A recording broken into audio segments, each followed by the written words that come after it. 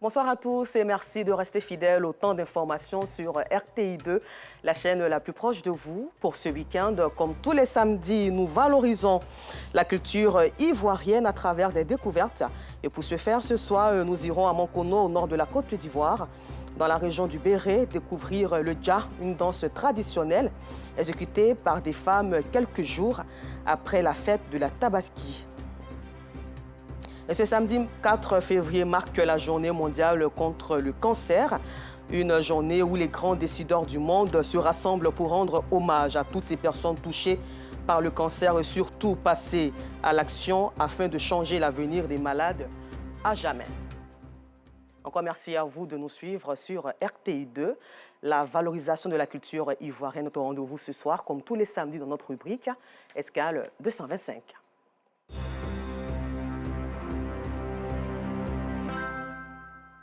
Rendons-nous à Mankono, chef-lieu de la région du Béret. Dans cette localité, deux danses réservées uniquement aux femmes font la fierté du peuple Koyaga.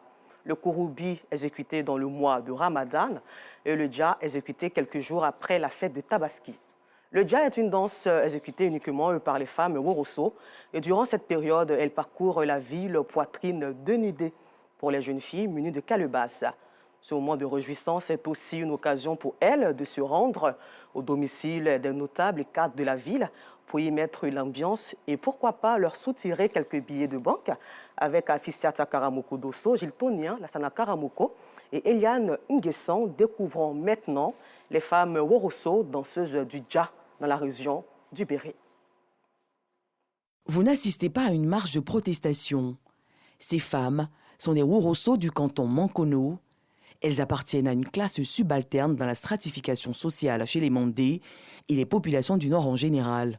Et une fois dans l'année, elles prennent le pouvoir dans leur ville natale Mankono, située au nord-ouest de la Côte d'Ivoire, pour exécuter le dja, une danse qui leur est très chère. C'est les femmes Woroso seulement qui font dja là. Femme qui n'est pas Woroso là, si tu fais dja là, tu vas payer quelque chose. On chante, on danse avec la calebasse. Ces femmes de tous âges sont organisées en collectif et le temps d'une journée, elles parcourent les rues, les maisons des notables pour exécuter cette danse. Cet après-midi, elles décident de se rendre chez un cadre de la ville, mais avant la démonstration, le respect des règles s'impose. Si on veut commencer dja là, on ne porte jamais chaussures. Depuis qu'on a trouvé nos vieilles mamans, ils ont commencé dja là. Nous, on a grandi dans ça. Ils n'ont jamais porté chaussures. Une fois les chaussures enlevées, le retrait des vêtements couvrant le buste uniquement pour les jeunes filles est la seconde étape. Le dja peut à présent commencer.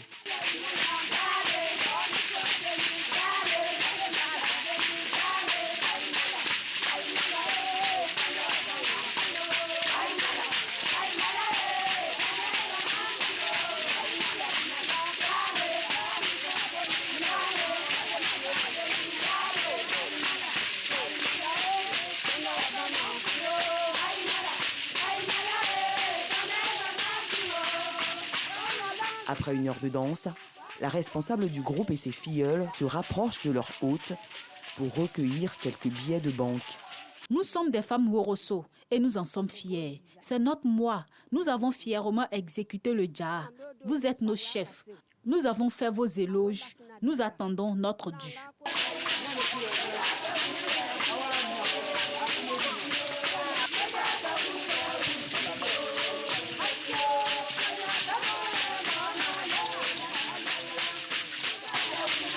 Ces cadres reconnaissent la place de cette danse dans la préservation de leurs us et coutumes. Nous sommes honorés d'avoir encore nos cultures. Nous sommes des nobles et en recevant ces femmes qui revendiquent leur appartenance, nous participons à la vie de la société Koyaga. Sincèrement, on ne peut pas aujourd'hui traduire en son intégralité tout ce qui a été dit. Parce que c'est des chansons très significatives. Il faut savoir que c'est une casse sociale. Cette casse-là, chaque année, dans le mois de la Tabaski, cette casse-là fait ce qu'elle veut. Bon, pas n'importe comment. C'est-à-dire ce mois lui est dédié pour les garçons font pour eux. Et après la prière de la Tabaski, les femmes également, pendant tout le mois, c'est comme ça qu'elles présentent leurs activités Mais elles ne vont pas n'importe où. Elles vont uniquement que chez les nobles. Nous, on a perdu notre grand frère, le chef des cantons. Les cérémonies funéraires, nous avons donné un bœuf pour pouvoir faire. Sinon, on ne pouvait pas faire. Ça fait partie de la tradition.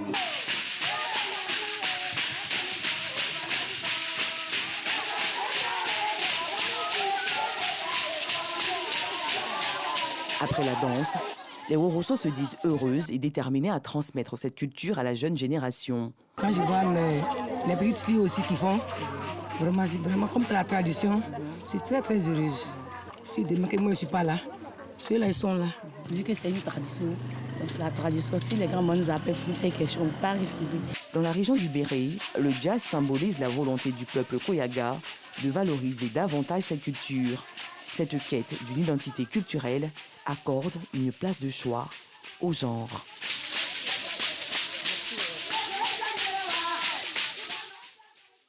Félicitations à Fistana Karamoko Dosso, Gilles Tonien, Lassana Karamoko et Iliane Nguessan pour ce beau reportage Vive la culture ivoirienne.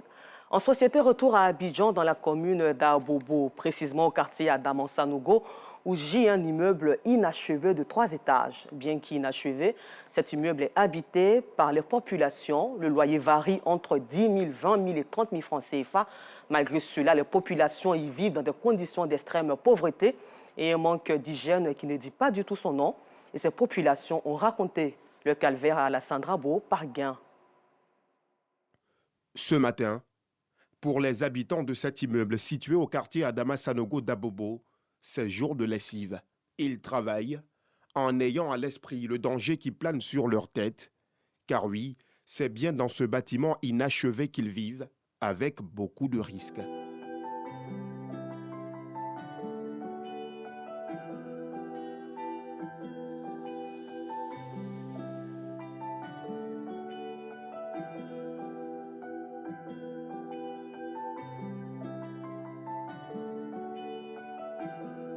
Le crépissage du bâtiment, pas encore terminé, c'est donc régulièrement que les habitants voient les murs se fissurer. Des fenêtres de fortune fabriquées par les locataires, des balcons sans aucune protection, soumettent les enfants à toutes sortes de dangers. Abou Ouattara y vit avec sa famille. Lui, qui pensait trouver un logement, nous raconte sa désillusion. On a pensé que c'était assez mal, il y avait beaucoup de monde, il n'y avait pas de goudron ni rien. J'étais dans le problème d'affaires de loyer, donc il s'est ces millions de fatigué. Ici venu, bon, on m'a dit que la maison venue. Et il était aménagé avec la famille déjà. Donc il faut aller monter avec. Il faut mettre maintenant à prendre mon compteur essayé comme compteur sur ici. Donc pour l'instant, ici là, bon, même il y a des failles, il y a des fuites même dans les bâtiments. C'est même à dire à les propriétaires, il n'y a qu'à cesser à rattraper ces euros. C'est mieux qu'ils sont, mais ça, mais on n'en parle pas. Vivre dans ce bâtiment n'est pas chose aisée. En l'absence de toilettes dans les concessions, tous partagent celle-ci. Pas besoin de commentaires, les images parlent d'elles-mêmes. Les loyers diffèrent d'une maison à une autre en fonction des commodités. Enfin, si commodité il y a. Au 2e étage vit Thérèse. Cette mère célibataire nous ouvre les portes de sa chambre qu'elle dit habiter malgré elle-même. C'est le moi qui fait que je suis là. Je n'ai pas d'enfant qui travaille. Je n'ai pas mari. Donc, c'est ici, je peux venir me cacher pour payer un peu. Moi, je vends, je me prends. Monsieur nous fait faveur. Les maisons étant inachevées, d'autres locataires se sont fabriqués des habitations de fortune. Ici, toutes les mères craignent pour la sécurité de leurs enfants. C'est un danger pour nous, pour les enfants, puisque le bâtiment, c'est tellement ouvert.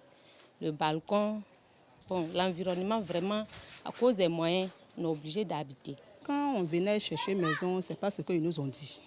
Il n'y a pas un coin pour se laver, ce n'est pas intéressant. Et quand ça déborde, les déchets là sont devant ma porte.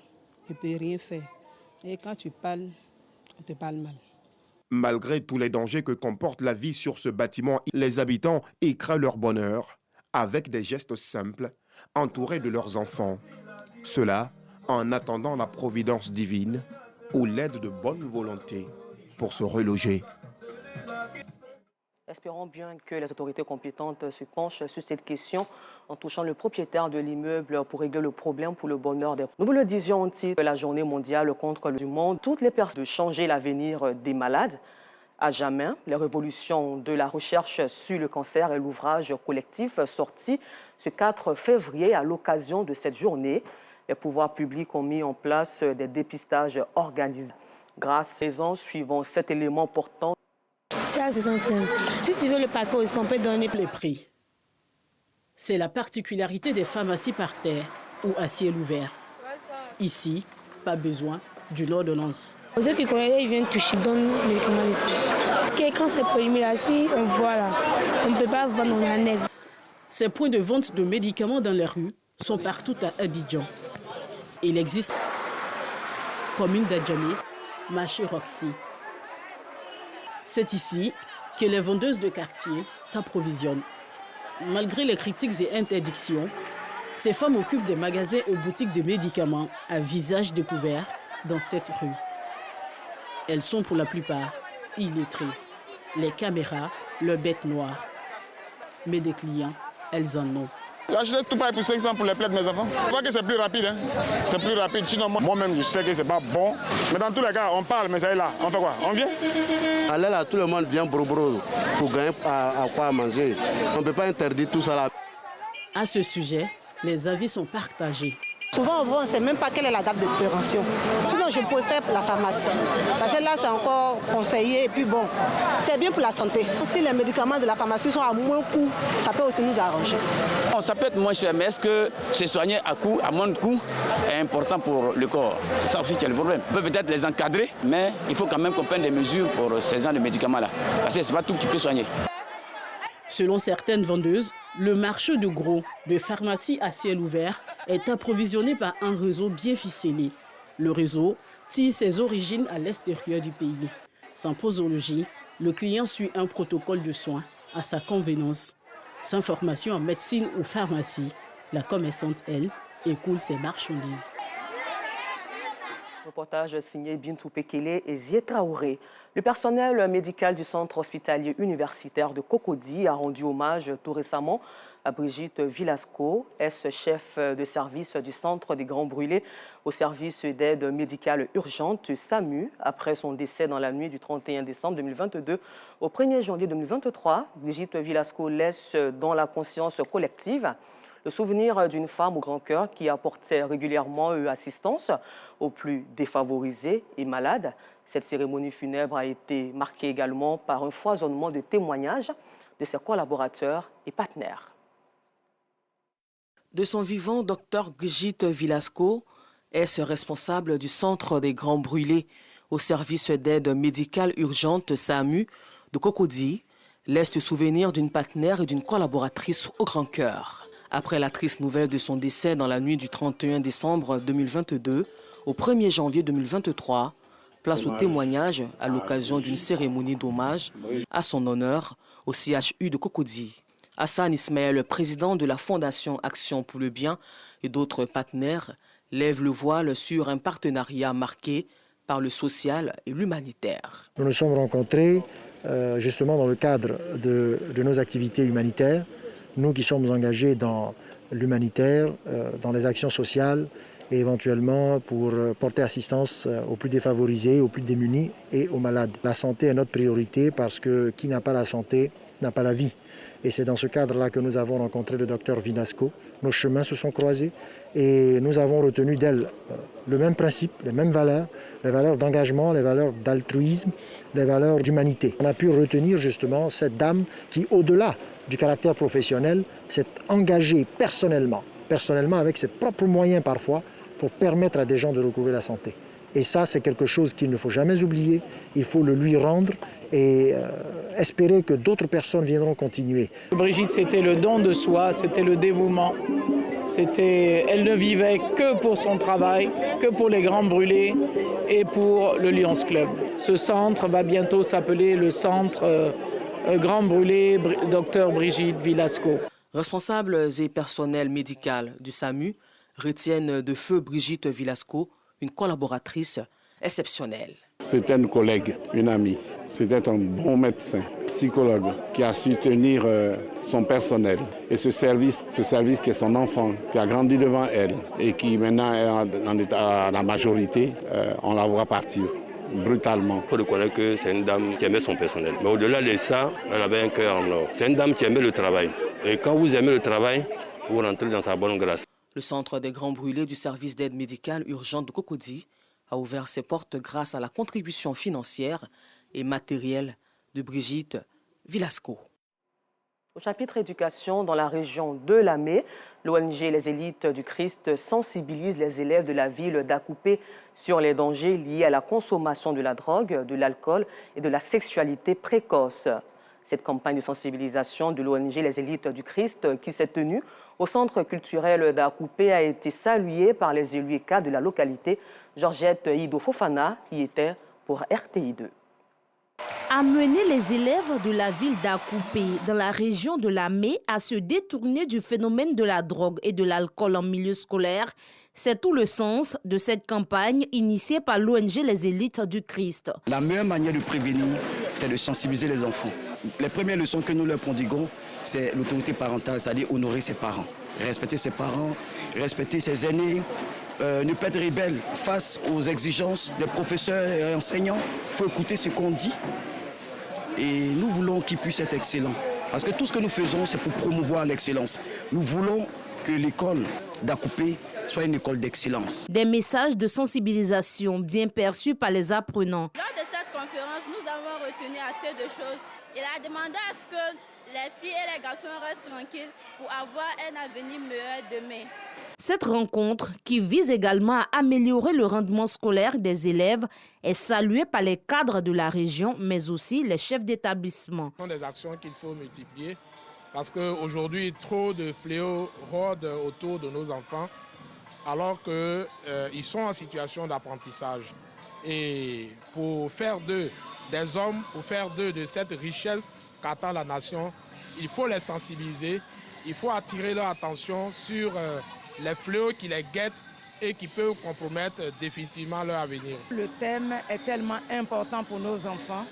Je pense que pour arrêter les grossesses en milieu scolaire, c'est de ce genre de campagne qu'on a besoin. Cette tournée de sensibilisation en milieu scolaire se veut une solution aux différents fléaux qui minent l'école ivoirienne, dont les grossesses en milieu scolaire et l'incivisme.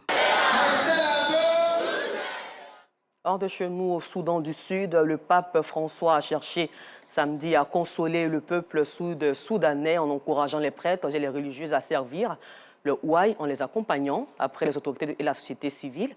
La veille, le pape François a rencontré le personnel de l'Église puis des Soudanais qui ont été contraints de quitter leur foyer en raison des combats, des inondations et d'autres crises. En ces propos, frères et sœurs, pour intercéder en faveur de notre peuple, nous sommes nous aussi appelés à élever la voix contre l'injustice et la prévarication qui écrasent les personnes et utilisent la violence pour mener des affaires à l'ombre des conflits. Déclaration faite lors d'une messe à la cathédrale Sainte-Thérèse.